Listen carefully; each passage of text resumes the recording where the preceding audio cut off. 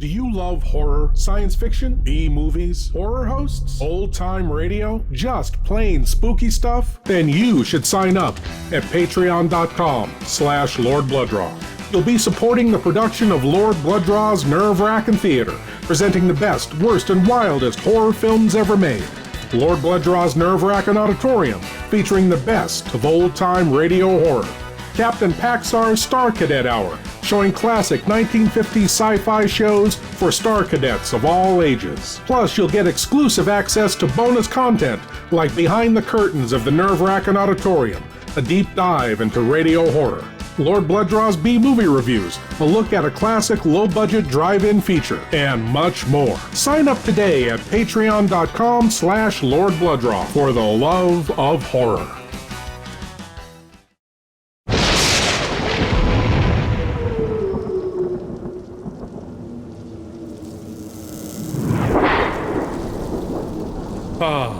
I'm so glad you're here.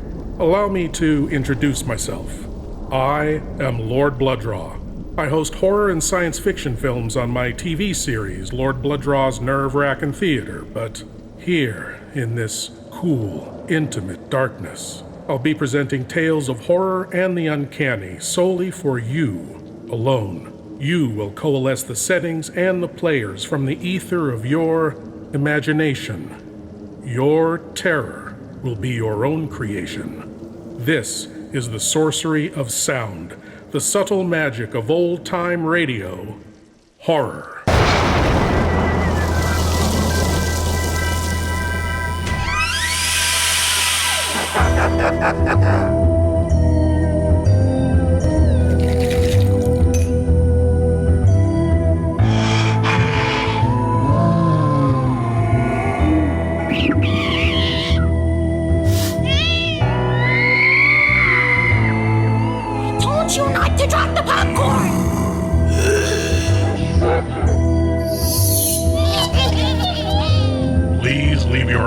At the door. You will not need them. This is Lord Blood-Rah's Wrackin Auditorium.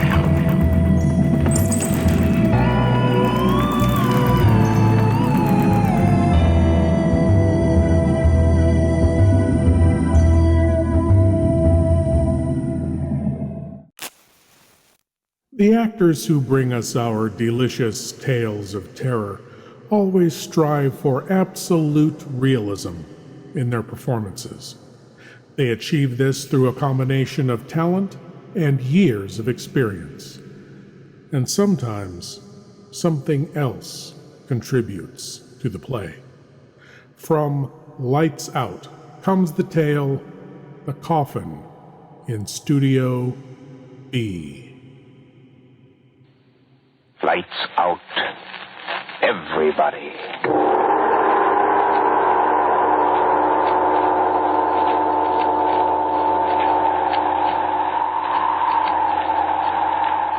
This is the witching hour. It is the hour when dogs howl and evil is let loose on a sleeping world. Want to hear about it? Then turn out your lights.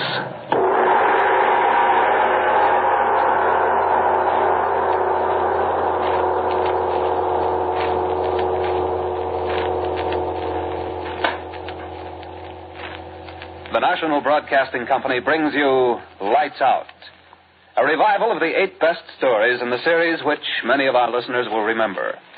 Willis Cooper is your author, and Albert Cruz your director. Sit in the dark now and listen to Lights Out.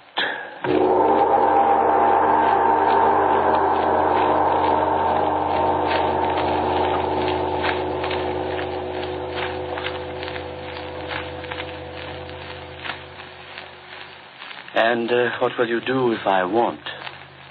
Something very unpleasant, my dear chap. For example? For example, it is quite possible that I will kill you. You amaze me. No. I assure you I'm quite serious. It's impossible. Not impossible at all.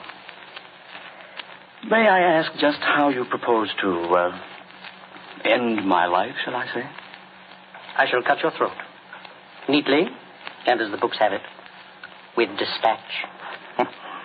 You've been reading books, then? We're wasting time. What's the answer? The answer is the same as it has always been. You refuse, then? I refuse, yes. Very well. You forced me to become a murderer. Cut. Look, I don't want to throw you up on this first reading, but not much is coming through in here. I don't know just how to say it, but it just doesn't gel for some reason or other. Now, let's think about these lines. Well, let's hold it a minute. What's the matter, George? Who is it, me or Ed? Well, I hate to throw you up on this first reading, but, Fritz, I think it's you. Something wrong. It's the attack on the part, or maybe you're throwing those lines away without any sincerity. There's no menace in the part. You see what I mean? Well, look, let me come on out. Hammond again, eh, Fritz? Okay, character. Let it alone. I'm having enough trouble. Look, he can act. Honest, George. Fella's got a card. All right, let's can the funny stuff, Ed. We got some work to do, and I want you to just pay attention, if you don't mind. All right.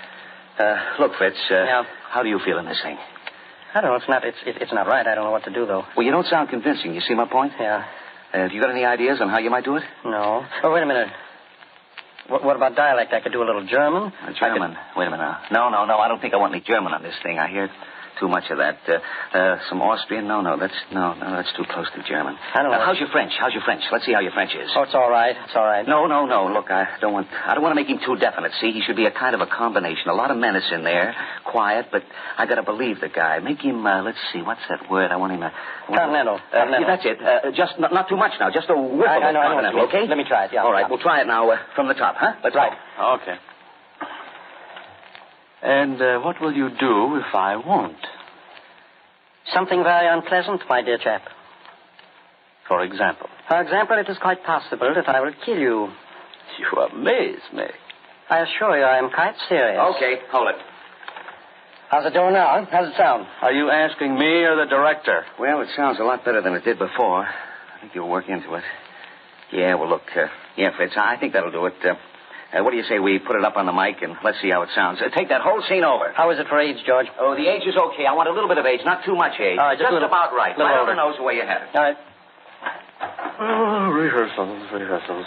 Well, it beats digging ditches for a living, I guess. Oh, does it? So they tell me. Well, anyway, it's cool in here. Thank the Lord for air conditioning. I wish it was 9:30. Okay, characters. Now, give me that Afra number 5 now, will you? And let's hear it again from the top. And what will you do if I won't? Something very unpleasant, my dear chap. For example? For example, it is quite possible I will kill you. You amaze me. I assure you I am quite serious. Possible. Not impossible at all. May I ask just how you propose to end my life, shall I say? I shall cut your throat. Neatly, and as the books have it, with dispatch. Oh, you've been reading books, then. We are wasting time. What's the answer? The answer is the same as it has always been. You refuse, then? I refuse, yes. Very well. You forced me to become a murderer. Look, Fritz, you sound about as much like a murderer as... Oh, I give up. Oh, for the love of Mike, George, what do you want me to do? Growl? No, I don't want you to growl. But I do want you, if you won't find it too inconvenient, to act just a little bit like a murderer. You know, a murderer, a guy that kills people. Yeah. I want you to make faces, Fritz. Shut up. Wait, I'll come out there again. How you doing, kid? I give up. I don't know what the man wants. Now, listen, sweetheart, have you the faintest idea how a guy acts when he's going to kill somebody? Have you? No, but I got a hunch I'm going to know about it in a minute. Oh, well, that'll be swell. Because the way you're doing it now, a guy'd think that you're Ed's brother or something. Oh, now, George. listen, get it through your thick skull that we got a show in a few minutes. We're going on the air, radio, remember, you see? You're supposed to be a murderer. I know, but it's going to come a lot easier if you Oh, only you give me... can't take it, huh? Oh, nuts. All right, well, let's try it again. Take it from that line. The answer is the same as it has always been, Ed. Go on, man. All right. The answer is the same as it has always been. You refuse... Pardon me. You refuse, then. Hey, George. Oh, for... Now what? Well, what do you want? There's an old gent out here wants to see you. What's he want? I don't know. Well, tell him to go away. No, wait. Who is he? I don't know. So what do you think? How can I keep a character? I don't know. Sometimes I wonder. And he says he wants to see Ed, not you. Who is he? Won't give his name. Probably some guy that you owe money to. You should talk. Well, look, tell him. Well, listen, we're right in the middle of a rehearsal. Go ahead and talk to him, Ed. We can smoke a cigarette or play tiddlywinks. Oh. But listen, you tell him to make it snappy. We got a show to get on. All right. Tell him to come in here, Horace. Go right in. Why, there you are, Mr. Henley. Good evening, sir. Good evening. Why, I don't believe I've ever had... Don't know me, eh? Well, I know you, Mr. Henley. Mr. Ed Henley, yes, sir. He owes the old guy dough, all right. I'm afraid I don't know you, I sir. come up to show you my book. I figured you'd like to have a look at it now while you have the chance, just in case you had any choice. Folks don't often have the choice, you know. Choice? Choice of what? Now, here, let me show you the book. I won't be a minute. I don't like to disturb your work, you know, but it's got to be done, I guess. Now, this one here... Ye gods. Coffin. What? Coffins? Look, it's a catalogue of coffins. Caskets. Huh? Yes, that's right. Yes, sir, the neatest line of caskets in the country. Handle nothing but the best. No, sir. Now, looky here. This number, A1436, ain't it? Yes. All gray silk, solid silver handle. Say, listen, what is this? Or this model, A5499 in mahogany. Wait a minute, mister. What's this all about? Why, I just figured Mr. Henley'd kind of like to pick himself out a casket. Well, who are you? So I brought up the book here to show him. I got my tape measure right here in my pocket. It's a rib, George. Somebody sent him up here. Oh, yeah? No, nobody sent me. I just thought Mr. Henley... Well, look, Mr. Henley's busy. We're rehearsing a radio show here, and we've got just a few more minutes before we go on the air. So if you don't mind... I know. You're rehearsing lights out. I know all about it. Listen, every Saturday night. I like it. All about ghosts and corpses and things. Yes, sir. Well, that's fine, but we've got work to do now. Well, I'll get right out of here. Just as soon as Mr. Henley makes up his mind. Now, this A1436 that I was showing Listen, you... mister, I don't want to buy a coffin. I've got no use for one. Do you get me? Solid silver handle. George, this guy's screwy. Oh, no, sir. Now, wait. I got some pictures here in colors, if you like something a little fancier. Just a minute now till I find it. Fritz, go get Horace and have him get this old gent out of here. I think the old guy's crazy. Yeah, okay. Mister, did somebody send you up here to see Ed Henley? Send me? No, sir. I told you. I thought it up my own self. Now, this here age 6782 with the bronze plate on top. How do you like that? Pretty nifty, ain't it? Yes, sir. Listen, I've told you I don't want a coffin. You can have it with solid silver plate, if you like that better. If I were you, Ed, I'd get the one with the silver plate. Huh? Oh, yes. Yeah, I'd rather like that one with the silver plate. Mm-hmm, that's the one, all right. CH6782A with solid silver plate. Yes, sir. Well, that's all I wanted to know. Yes, sir. That's what I come up here for. Thank you kindly, Mr. Henley. I think you'll find it very satisfactory. Sure I will. And thank you, sir. I'll be going now. Thank you ever so much. Sorry to interrupt you. Goodbye. Goodbye, gentlemen. Thank you very much, Mr. Henley. Well, I wonder what goes with that guy. Whose idea was that? No. It's all right, Fritz. He's gone now. We don't need you, Horace. Huh? Where'd he go? Well, he just went out that door a minute ago. Didn't you see him? No. He must have went the other way. He went out that door right there. Oh, that's funny. We didn't see him. Listen, Horace, was that your idea? Mine?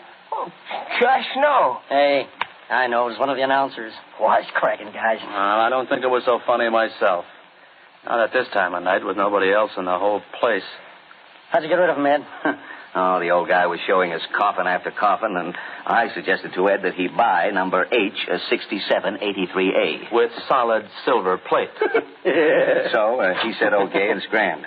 Leave it to me to handle the screwy guys. I've had experience enough producing shows around here. Thank you, dear. You birds want me anymore? No, Horace. Thanks. Oh, if you see old Joe Coffin Cellar again, though, tell him we're not in the market. Now, come on, let's get to work. Yeah, it's about time.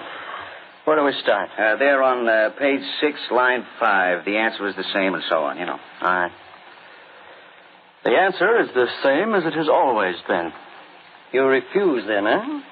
I refuse, I'll yes. get that the next time through. Very well, then. You forced me to become a murderer. No, you forced me to become a murderer. You forced me to become a murderer. Go on. I don't know. You know the penalty for murder in this country? Put down that knife. You have had your last chance. Oh. No, don't kill me. I warned don't. you. I warned you, but you would not listen to me. Cut. Oh, what? Now, listen, we got to plant that knife somehow. Oh, holy smokes, George, I can't say. I am now about to stab you with this here repulsive knife, can I? Well, that's the trouble with writers. No imagination. Let me see now. Well, I could say drop the knife again. No, let me think. Tick, tick, tick, tick, tick. Shut up. Sorry. Oh, I got it. Oh, look, why do sound effects guys have to go on vacations? Is there a knife out there someplace? I don't know. I'll look over here. Let's see. Yeah, here's one. Well, what kind is it? Pocket knife. I think I'll just drop it in my pocket, too. I've been wanting a knife like this. Well, let's see it. I got 10 dibs on it. Well, now, look. You hold it up close to the microphone and open it. Make it click. And I'll go to the control room and listen. Very well, Orson. It'll probably sound like a door opening. So what? It's more than the door-opening gag we got, sounds like. All right, let's hear it now. Open it up. No, not so loud. Try it again. Okay. Now, Fritz, you put that effect in just as you start the struggle. Give me it. What? No, help, that business? Yes. No. You would not listen to me? Stab him! Oh, yeah, okay. You better fall down on the floor, Ed. It'll sound better. Why is it I always have to do the falls? Go on. Nuts. Okay. Okay. Now, how are we going to ring that gong? Oh, I don't see why we can't get some help on this show. Why don't you get Horace? Well, that's an idea. I'll go get him. Oh, gosh, I'm tired. I was here at 9 this morning for an audition, and I haven't even had time to get me dinner. Actors, the idle rich. Says you. Say, who do you suppose sent that dilly old bird up here? I don't know. A lot of funny jokers around this shop. That was a good gag for this show, I guess. Except I don't suppose it'll be so funny for the old gent when he finds out it was a gag. Yeah, I don't imagine it's a very good racket running around peddling coffins. I never even knew they peddled coffins that way. Neither did I. I was reading. The genius. You'll have plenty of time to catch up on your reading after the show's over. I want you to sock that gong. All you got to do is take the little club and clout the gong when George points at you, Horace. If George points at you, Horace. Listen, who's producing this show? I sometimes wonder. Where's the stick to hit it with? You are practically standing on it. Huh? Oh. All right, now look, I'll go in the control room, and you guys go on into the fight. Now, you watch me, Horace, and when I point, you sock that gong. Okay. Oh, George, listen, do we have to go through the whole thing again? My throat. No, just the struggle part. Now, wait till I get in. Hit it a good bat, Horace. Okay. Okay, struggle.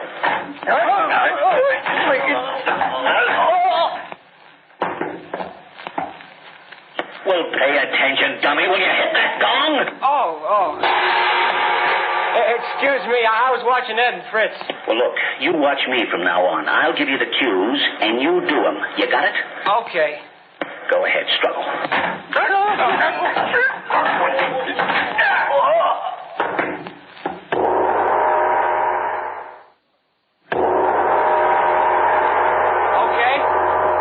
Okay, now, you do it just like that on the air. You got it? Okay. Oh, I gotta go, George. The phone's ringing in the lobby. Well, hurry up. We're practically on the air. How are we doing? Oh, I wish I had a cigarette. No smoking in the studios. Speak when spoken to. I was talking to Fritz. Oh, well, there's still no smoking in the studios. Oh, brother. Want to go get something to eat after the show, Ed? Oh, not me. I'm going to be dead. I'm dragging, too. I'm going sailing with Jake tomorrow. Oh, are you? Yeah. Well, you can have it.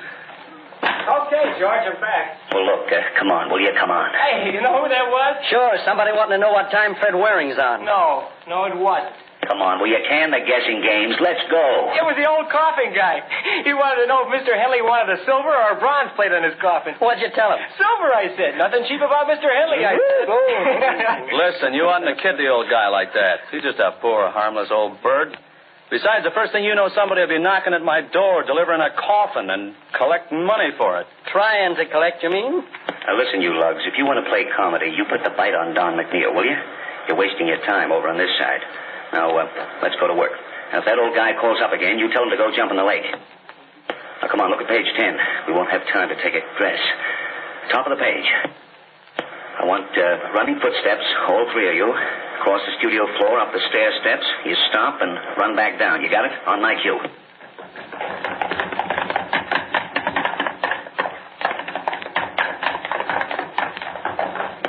Okay, hurry up now. Now, take the knock on the door and the footsteps coming in. That's bottom of page 11. You do the knock, Ed. Horace, you open the door. And Fritz, you do the footsteps. You got it? On my cue.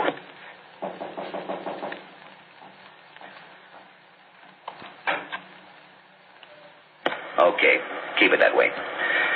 She's coming right up now. Fritz, you do the wind machine. Right, George. Ed, you do the chime. Okay. Horace, you sock that gong. Right, George. On your toes now. At my cue, Fritz. Quiet, everyone. 5 seconds. Lights out. Everybody.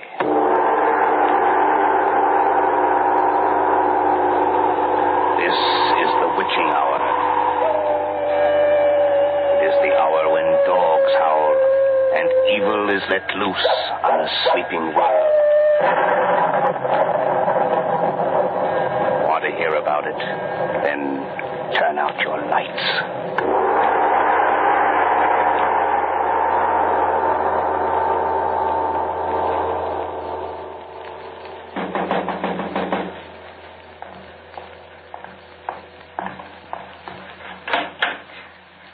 Good evening, my dear friend. Good evening, Doctor. Won't you come in?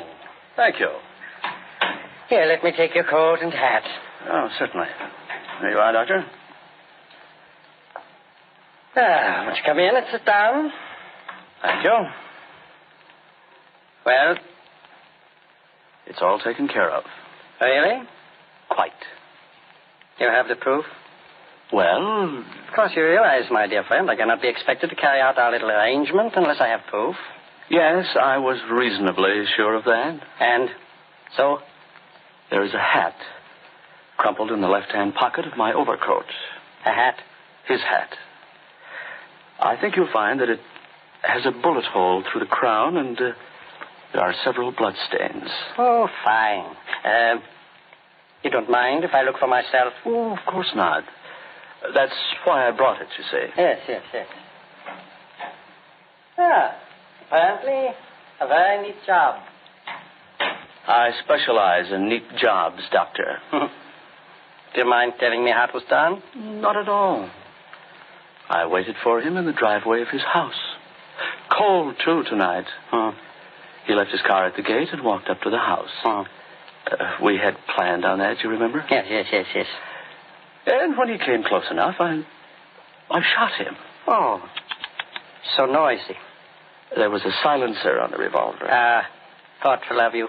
I'm always thoughtful, Doctor. Excellent.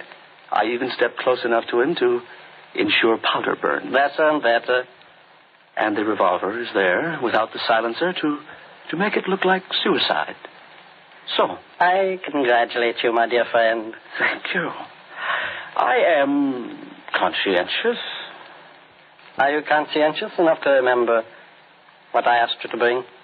Yes, quite. May I have it? I think not. What you say? I came here tonight merely to thank you, Doctor, for your cooperation. I find myself a richer man.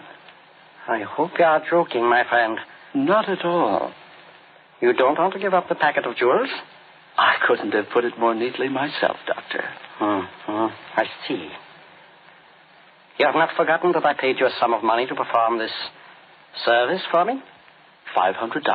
That is correct. That is why I came here. I'm afraid I don't understand. To return the $500. You see, Doctor, I have decided to keep the jewels instead. I see. Would you care for a drink? Brandy, perhaps. If you like.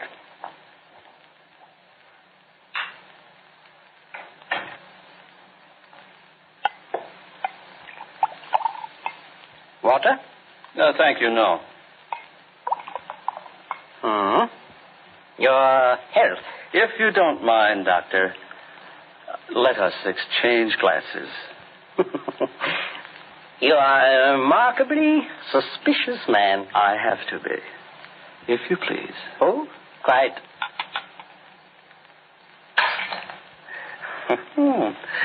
I thought so, Doctor. Well, your good health. And now I'll be going, if you don't mind. Oh, must you go, really? Yes. Here are your $500. My offer is still good. Your offer? $500 for eliminating this man and bringing me the jewels from his pocket. Oh. I'm sorry not to be able to accept your offer, Doctor. I've made other arrangements, you see. May I point out that you left your revolver at our friend's side? May I point out that it is extremely possible that I have another? Possible? Probable. Shall we have another drink? May I pour? If you like.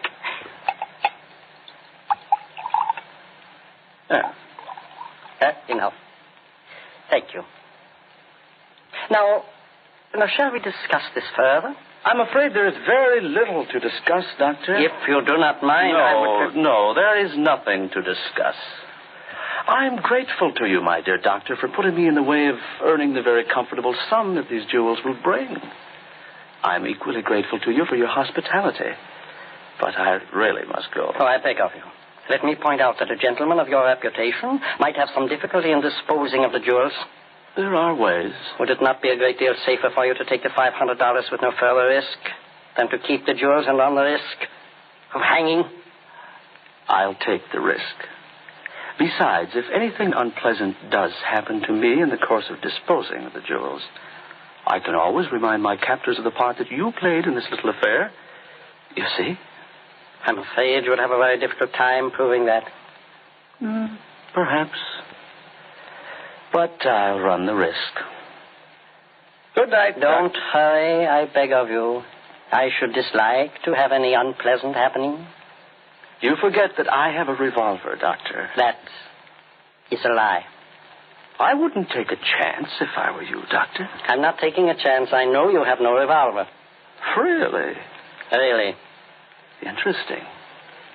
How? A very simple process of deduction. There is none in your overcoat. I could tell by the weight of it. But there is. Thank you. I was rather certain that it was there. You... And so I took the liberty of locking your overcoat in the closet when I got up to inspect our friend's hats. Checkmate, my dear friend. Stalemate, I think. I still have the jewels. And I warn you for the last time to give them to me. I'm sorry. It would be a great deal better for you if you would, you know. What will you do if I won't? Something very unpleasant, my dear friend. For example? It is quite possible I will kill you. You amaze me. I assure you I am quite serious. Impossible. It is not impossible at all. May I ask just how you propose to, end my life, shall I say? I shall cut your throats, neatly and as the books have it, with dispatch. You've been reading books, then. Come, we are wasting time. What's the answer? The answer is the same as it has always been. You refuse, then? I refuse, yes. Very well. You forced me to become a murderer. You know the penalty for murder in this country, Doctor. Put down that knife. You have had your last chance. No. No, don't kill me. I warned you. I warned you. No. You would not listen to me.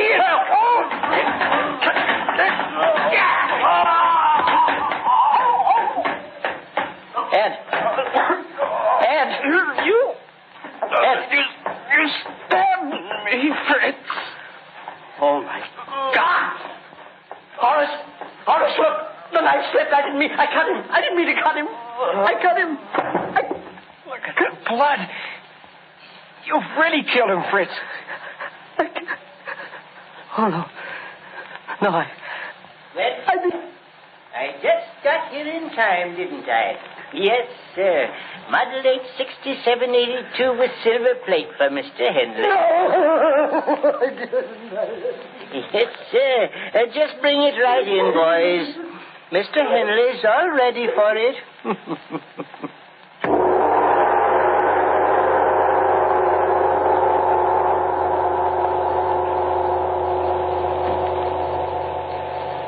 You have just heard The Coffin in Studio B, the second in the summer revival series of Lights Out. In tonight's cast, you heard Bob Murphy as Ed, Sherman Marks as Fritz, Don Gallagher as George, Jack Bivens as Horace, and Charles Eggleston as the coffin salesman. All right. You can turn them on now.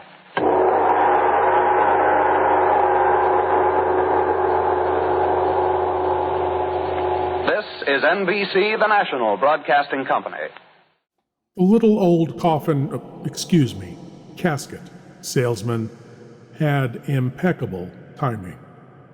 Perhaps it was just coincidence or a joke, but if you should be contacted by a casket salesman, perhaps you should put your affairs in order and be sure to make a good choice.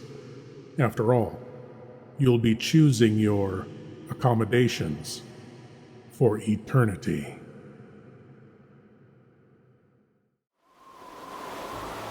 Thank you for joining me in the Nerve-Wrackin Auditorium, and I hope you'll come again. But now it's time for you to rejoin the, real world. I am Lord Blood-Rah, and I'll be waiting here for you in the shadows of your mind until the next time you seek the darkness. Good night.